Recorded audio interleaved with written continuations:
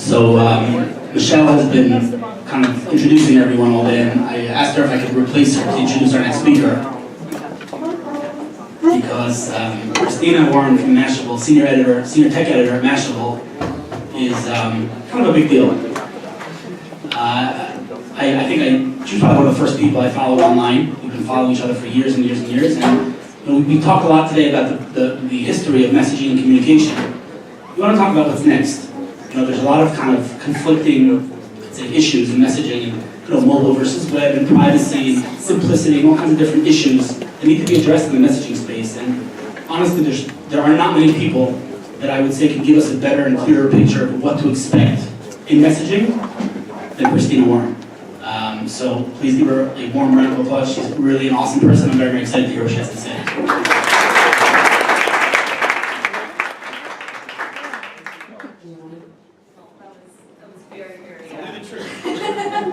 I feel like you maybe overhyped me a little bit.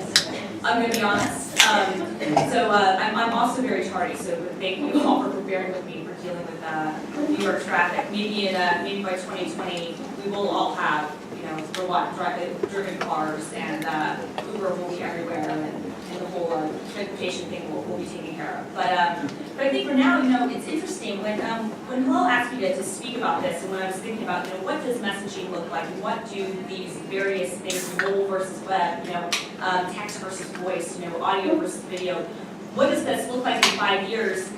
I started thinking back about where we were 5 years ago, because I think that's sort of interesting to just have kind of a context of where we've been in just the last 5 year period. Because sometimes changes are really seismic, and you can see it instantly. Like you can say the iPhone, what cell phone and smartphone usage was like before the iPhone and after the iPhone. But then sometimes there are things that happen where they're just sort of creeping changes, and you don't really notice how different things are until you kind of look back. And for me, when it comes to looking at what's coming next, that does sometimes mean that it is sometimes important. So it's funny because I've been at Mashable for over 5 years now. And so when I think back on what I was doing 5 years ago and what I'm doing now, in a lot of ways it's really similar, but in a lot of ways it's not. And I think one of the big areas where that's really kind of changed, and if you were to ask me these predictions, what I was trying to kind of think about is, what I predicted where we are right now in 2009, 2010. And in some ways I think that it was kind of obvious, and in other ways it wasn't. And really kind of want to talk about some of the areas where it wasn't obvious that might inform where we might be in the next 5 years. So, when we talk about mobile versus web, that becomes a really big, it was a really big issue, especially 5 years ago. There was kind of this flow out with, are we going to be doing mobile web, native applications, what's going to win, run once, write once, run everywhere was kind of going to be finally a real thing, in mobile computing. That was finally going to be a thing, because on the desktop, that had basically been what happened, right? It got to the point where the operating system, the desktop operating system, became less important, and it was really all about what you could do in one poor app, the web browser. But on mobile, something different happened, and that's basically that apps started developing faster, and we got these kind of sub-platforms that became pretty ubiquitous. And the mobile browser never really fully transitioned the way that it was on the desktop. So, you had things like, 10 years ago when Gmail came out, it was kind of like this huge revelation, and we're all going, wow, I don't have to have Outlook running anymore. I can literally do everything in a web browser, and it's fantastic. And we were kind of, I think, expecting that to take place on mobile devices, and especially with messaging. I think that 5 years ago, the idea that we would all be primarily communicating through little silos in third-party apps, sometimes on first-party apps, on our phones, would probably not be something a lot of us would have predicted. I think that a lot of us would have thought, well, we'll probably use the web browser just like we do on the desktop, and that's what we'll be doing to service all of our communications. But that hasn't been what's happened. And what's been really fascinating has been that the people that have pushed forward kind of this app momentum, ironically, have been the people that build websites. So you look at things like Facebook, you look at things like Google, you look at kind of these core communication platforms that were built around the desktop web. And because when they started migrating to mobile, they couldn't do it well enough in a mobile app, they had to develop these third-party apps. And then you had things like WhatsApp, which kind of came out of that. And what has happened has been that the web has become a language. And so it's really no longer, and I believe that in 5 years, we won't be having this conversation about web versus mobile. It's going to be inevitably both. But the web part of it sort of disappears because it becomes ubiquitous. The thing that's changed the most since the web became kind of a thing, and it's especially accelerated over the last few years, and especially in emerging markets in the next 5 years, it's going to explode even more, has been ubiquitous connectivity. And that's been an absolutely mind-blowing change, and that's been something I think that very few of us would have anticipated just how much that would change everything. And a lot of times, when we talk about predicting the future for emerging markets and places where they're just finally getting, cell phones now, let alone smartphones, the trend is to predict that they are going to go after kind of lower hanging fruit. That they'll have kind of these lower tier platforms, maybe these web-based platforms like what Firefox is doing with Firefox OS, which is great and which is really important. You can get it to a super low price point. But then I look at things like what Google's doing with Android One and what Facebook is trying to do with some of its programs. And the real message, I think, is that the technology that we're all using today, in 5 years, will be the absolute baseline for what everyone else is using all over the world, regardless of their income. There might still be some differences in terms of what access people have to connectivity, what access people might be able to have to certain types of services. But the iPhone 6 that you're using right now is going to be the absolute baseline for what you're going to be using in 5 years' time. And that changes the game substantially when you start thinking about mobile versus web, because at that point, it's going to be up to the web to either catch up and become a first-class citizen on mobile, or what will more than likely happen, or what will more than likely happen will be, it will be kind of this continued conglomeration of the two, be this amalgamation where it's both, where the web becomes a technology, becomes its own language, and whether it's things like Node.js or it's various protocols that are running all these services are there, but the core way we interact will still primarily be through apps. And I think that's interesting with messaging, especially because in truth we've always communicated through apps.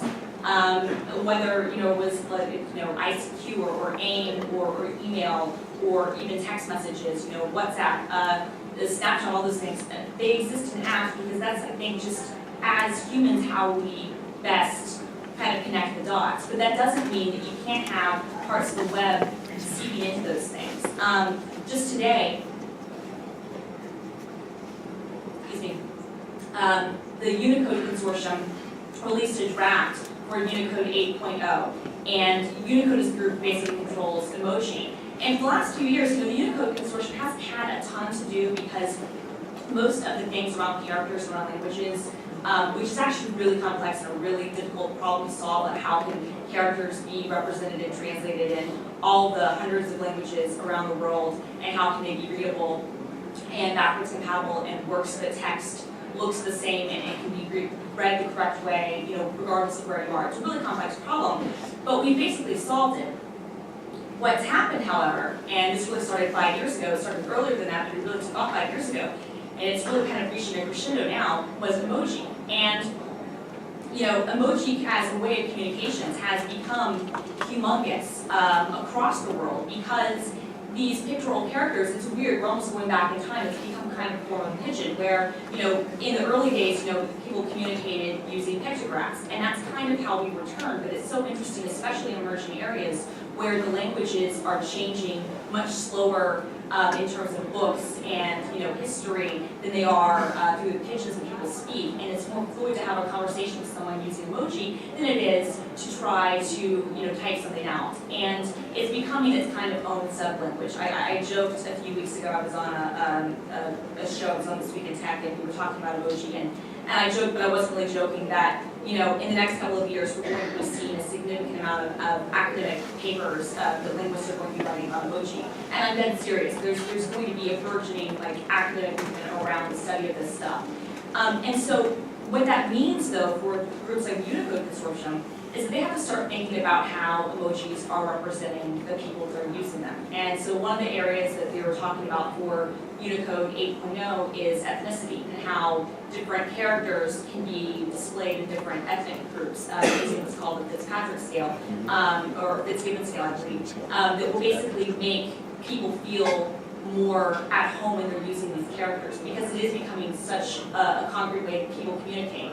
But what becomes really interesting about something like emoji is that those sorts of standards, they evolve really slowly historically. And they evolve slower than the people who are using them want them to. And so we want to have our own custom characters. We want to have different things. Countries want their own flags. There are all sorts of fierce debates over which countries can have certain types of things that are part of the standard or not. And so what they're looking at doing is actually creating a way for embedded images to become part of the official emoji standard. And what is interesting about that is that means then that this custom image that you create for your apps can be displayed anywhere and that everybody can see them and have access to them. And that's something that even as a concept 5 years ago would have been too much to undertake. But in 5 years hence, in 2020, when ubiquitous communication is almost everywhere, and when we have phones that are all going to be powerful enough to handle this stuff, and when cloud computing will be at a place where that sort of stuff can just be delivered, it's not unreasonable to think that a lot of these problems that affect apps now and that affect communication now will be able to be solved because of the way the webs of these apps will be able to work together. So I think that's one thing that's really, really interesting.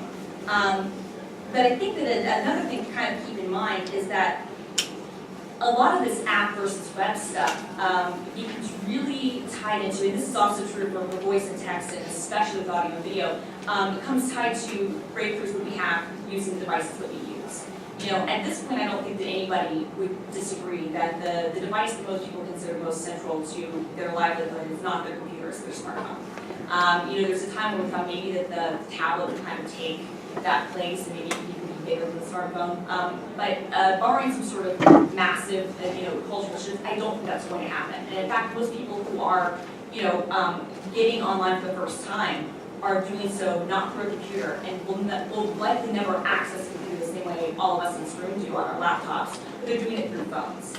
And that's really interesting, it's really important, but it also introduces very, very real problems of scale that we have to think about when it comes to what we can predict in 5 years' time. And the first of that being battery life, right? Like battery life, barring some sort of, really substantial breakthrough with battery technologies, which, from my research and what I've seen, unless we go nuclear, and I'm actually not joking, genuinely, I don't know what we do unless we go bigger devices, and we might have to give up this kind of slim, thin sort of thing for battery life, but it's become a point where the processors can't get any faster, the screens can't get any more dense, we can't do any more with the stuff we reuse, we can't do any more until we can solve the power problem.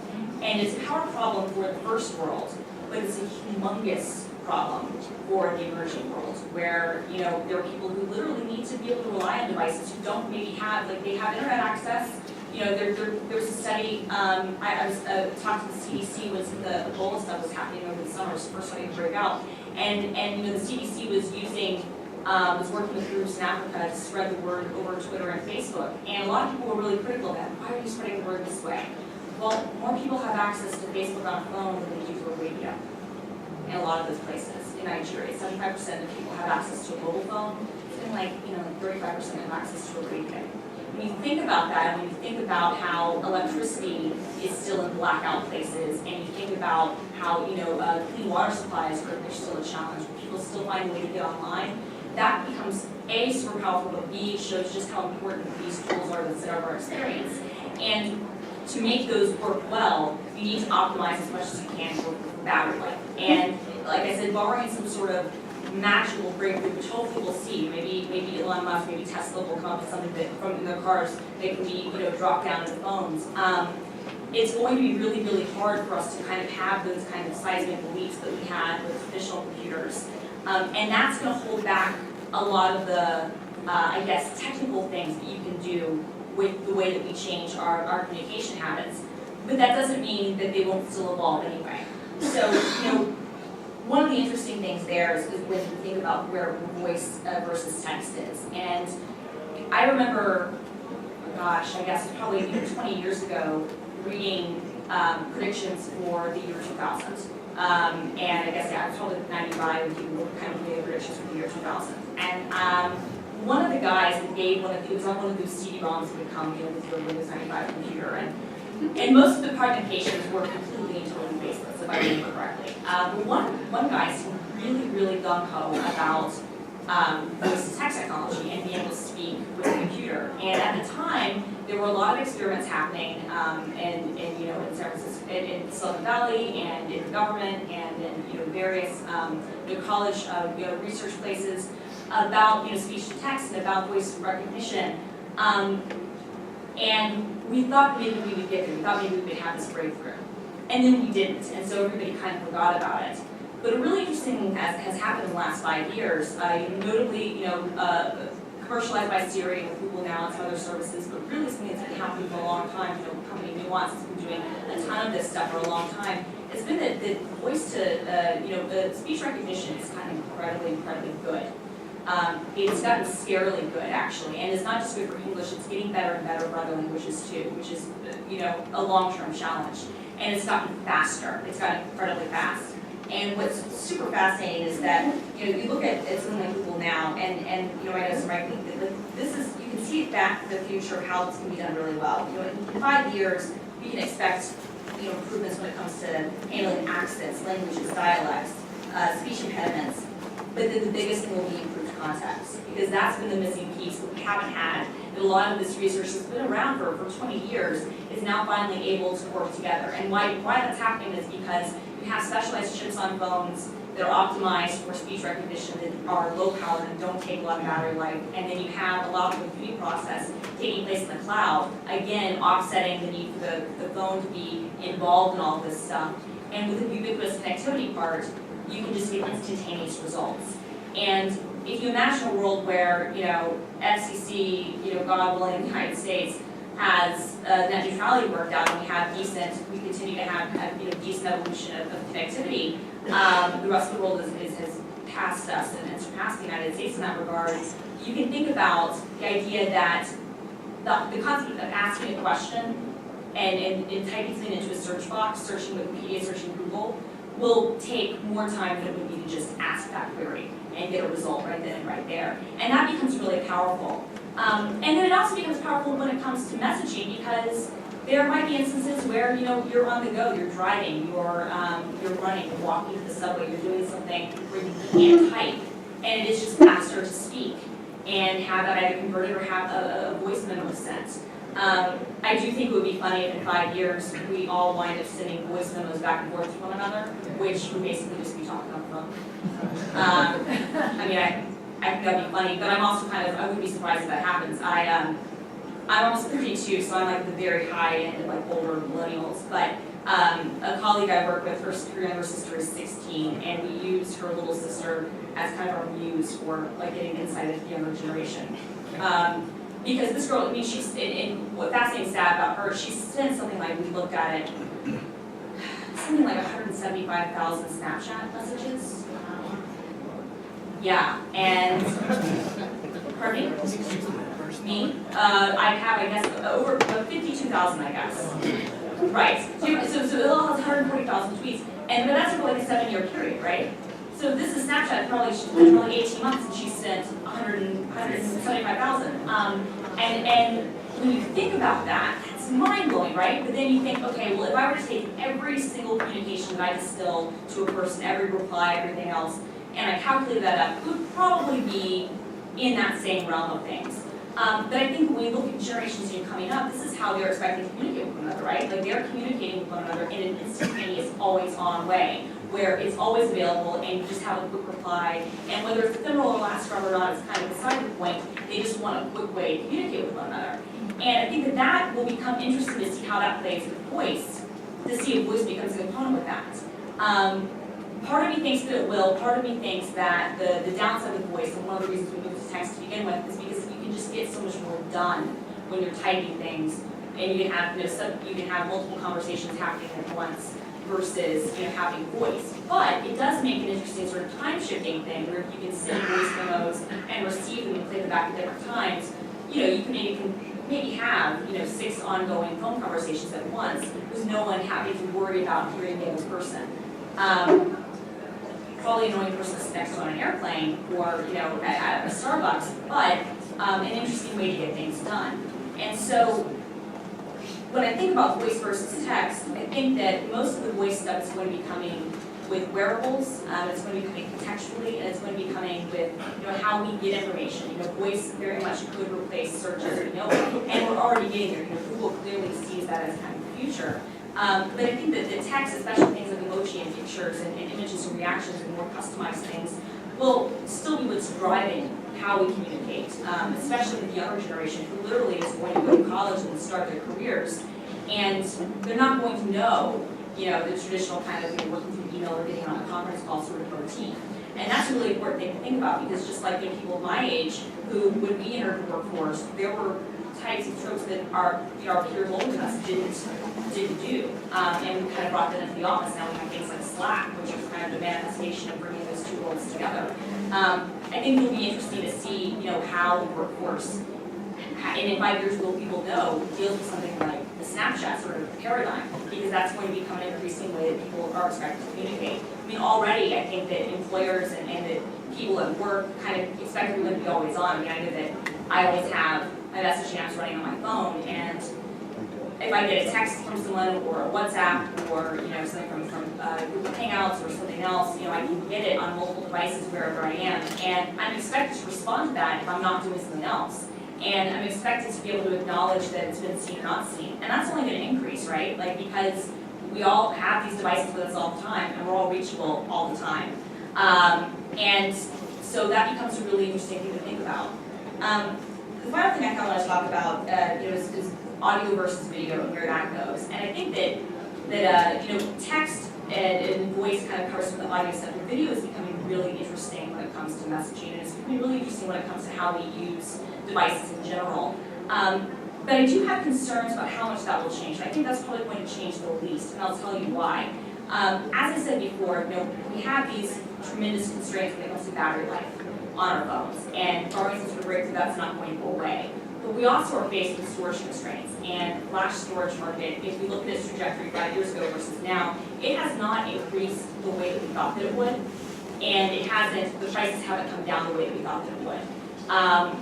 At the same time, the amount of space that videos take up, the amount of space that these high-resolution files take up is increasing, and the amount of bandwidth and the cost of bandwidth, for mobile especially, is going up.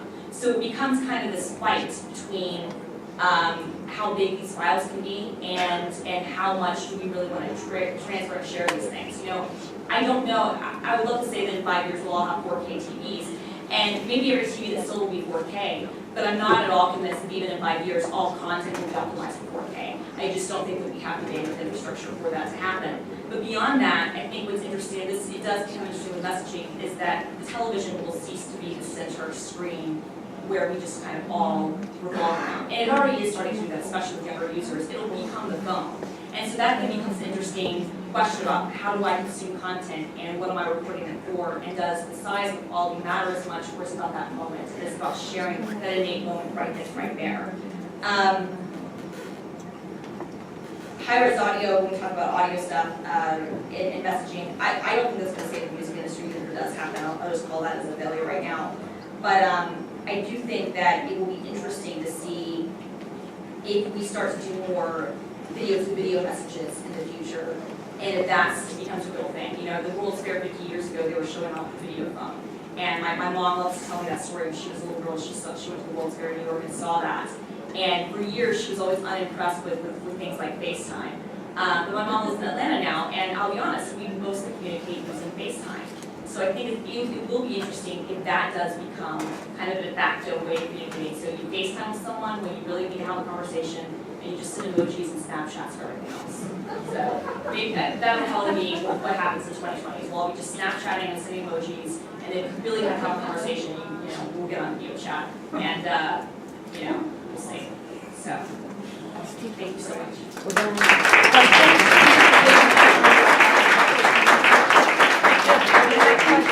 Good question. I just want to say that if you all think that Christina knows everything about social and messaging, you got to hear her on video games. Unfreaking believable. I kid you not. She's like an encyclopedia. But I'm curious what your iPhone, you're an iPhone user? I am. What's your home screen? I'm curious. How many social apps do you have on your home screen? Is it all social? It's a ton of social apps, yeah. I mean, I have a whole folder for called social that I have, Facebook, WhatsApp, Twitter, Tweetbot, Slack, a million things, Trello, yeah. I can tell you that you respond to DMs before I send them. I have a response from you, so it's unbelievable. No, I know. I was in the car on the way over here, and I was seeing the DM come in, and no, that's exactly it. That's what I said. I expect to feel like I have to respond as soon as I can. DMing me is faster than email. Yeah, I don't know if it's in 5 years, you can take it 5 years or 5 years plus, but putting Snapchat and emojis aside, looking at things more like immersive, virtual reality, Oculus, kind of where does that go, wearable point of view, not wearable point of view, how do our conversations change so that I'm actually looking at a full hologram, 3D hologram image of Hillel, and not just I'm not saying I want it, I want to, but right. So the DM that comes in is Hillel actually, right. Hillel, and not a static, one-dimensional FaceTime. I think that's really interesting. The technology is almost there now. I think the bigger question is not what the technology will be there, because I think it almost certainly will. I think the bigger question, and I'm really not sure if I'm being honest, is that an experience we all want. In 5 years, I think we'll be closer to doing that. I certainly think for certain types of scenarios and sharing meetings that will become useful. But I don't know if we will be, as a society, comfortable enough with that now. I mean, we're just now comfortable doing, video conferencing, and that's been happening for 15 years, right? I don't know if the idea of having wearing a headset and having kind of a presence with someone else is going to be something that from a sociological level will be there. But the technology, I mean, we're practically there now. I think that's really interesting. Christina. Great presentation so far. What do you think about the role of simultaneous gameplay? So not necessarily going super high tech into Oculus and things like that, but things that we saw earlier on, Facebook became very important and immersive and getting the super generation to get into it. I think that that's an important kind of communication where you're kind of in the background of playing games together, but you're also just you have constant feed just going to the front. What do you think about where that's going? Oh, I think you're absolutely right. I mean, I think you look at something like Twitch is like a perfect example of that. Like Twitch, it shows you don't even have to be playing the game. You can be watching someone else playing it, and having that conversation becomes a social act in and of itself. And I think the observational part of it shouldn't be understated. I think that's actually a huge thing, and it's interesting. I hope that we start to see cross-platforms building, maybe connecting those networks together. I think my fear is that they'll remain siloed. But if you could take something like, have an identity that go across those different services so that I can be always me, even if I'm talking to different apps and different people, it can still come back to me, and I can still get my corporate friends. That becomes really, really fascinating. A couple of quick things. First of all, nuclear batteries have been around for a long time. I've actually held one 40 years ago for heart. They were used for heart. And yeah. The thing to remember always is the more energy you put in, the more it comes out when you break. So, but my question relates to something that was mentioned this morning, and really to do with software like Zula or Slack. We don't talk about it much. We sort of combine cellular data networks with Wi-Fi or physical data networks. And of course, it's different from country to country. And there's a lot of money that's been put into this infrastructure. And with Apple's introduction of the iPhone 6, although it hasn't been completely adopted yet, we can see that they're already pushing towards voice over data networks. Yes. So I'm curious what your opinion is or what your vision is of how these huge investments that companies have made into the cellular side and then also sort of the more standard data side are going to either interact or maybe not play so well as we move forward into demanding more and more bandwidth. Yeah, no, I think that's really interesting. And unfortunately, I think most of me, everything that I kind of know about that becomes like hamstrung by regulation. Already Verizon has shown that they've invested huge amounts of their back end for their LTE networks, and they are not afraid to use that on their BIOS side. They will take some of these resources, take some of that backbone, and put it in BIOS to get people more bandwidth. And they're sort of trying to treat them as the same thing. But it becomes a really interesting kind of regulatory question. In other countries, like I talked to Ericsson a couple of years ago at CES, and they do the majority of the LTE infrastructure, most of the towers and most of the connections. And you know, LTE is going to be 4G in a lot of places. It's going to be faster than any sort of, you know, existing kind of infrastructure would be. And I foresee a view where, in an ideal world, that just becomes de facto. There's not a separation. It should be one thing. How that ends up playing out with how we charge for bandwidth and what we do with other things, I don't know. But there shouldn't be a separation between the data. Fundamentally, they are investing in similar things, and the technology on the LTE side is certainly more portable. It certainly works much better for the last mile syndrome, and it works better in other places than, you know, kind of the existing fiber stuff. Okay. Thank you. Thank you so much.